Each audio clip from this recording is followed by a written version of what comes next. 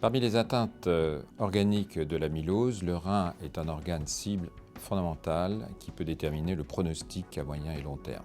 L'atteinte est essentiellement située au niveau du filtre du rénal que l'on appelle le glomérule et qui se situe à la surface du rein.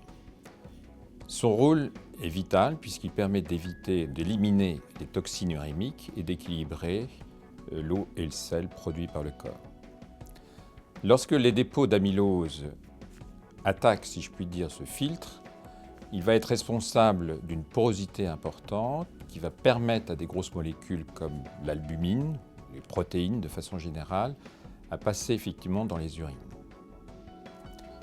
Quelle va être l'évolution de ces dépôts au niveau de ce glomérule et de cette protéinurie?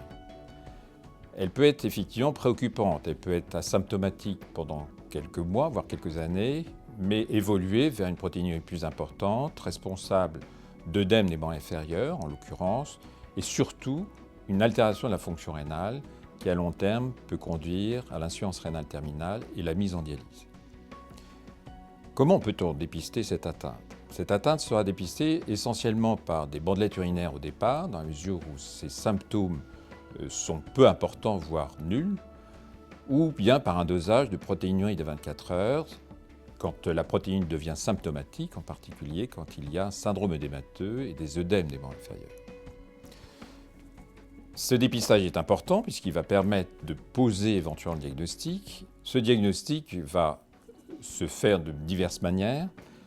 Soit le contexte d'amylose est évident et qu'il n'y a pas d'autres facteurs qui pourraient expliquer cette protéinurie, et donc l'amylose rénale, ou du moins l'atteinte rénale par l'amylose sera évidente et on n'aura pas besoin d'aller plus loin dans les explorations.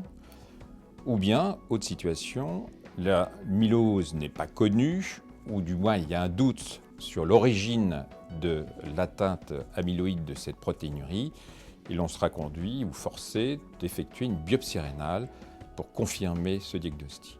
Quelle va être l'évolution donc de cette protéinurie? Elle va dépendre essentiellement de la cause de l'amylose, de son ancienneté, de son agressivité. Elle peut donc être peu symptomatique pendant très longtemps, comme évoluer vers des complications de type syndrome œdémateux, c'est-à-dire des œdèmes des membres inférieurs, et surtout sur le plan biologique, une altération de la fonction rénale qui peut conduire à moyen et long terme vers la dialyse. Comment peut-on faire le diagnostic d'amylose rénale? Ce point est important puisqu'il va permettre d'adapter la thérapeutique et il va dépendre du contexte. Si le contexte est connu comme ayant une amylose généralisée avec une atteinte, une découverte d'une protéinurie dans ce contexte, le diagnostic d'amylose rénale ne posera guère de doute et on ne sera pas conduit à faire d'autres explorations.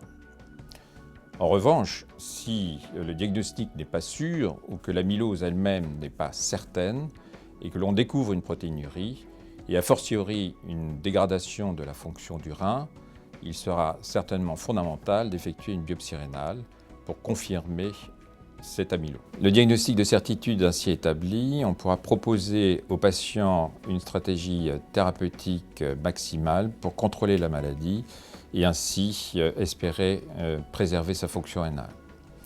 D'autre part, nous avons quelques espoirs sur des nouvelles molécules qui sont en cours de test sur le plan international et en particulier dans le service, qui nous donnent des ouvertures thérapeutiques extrêmement intéressantes.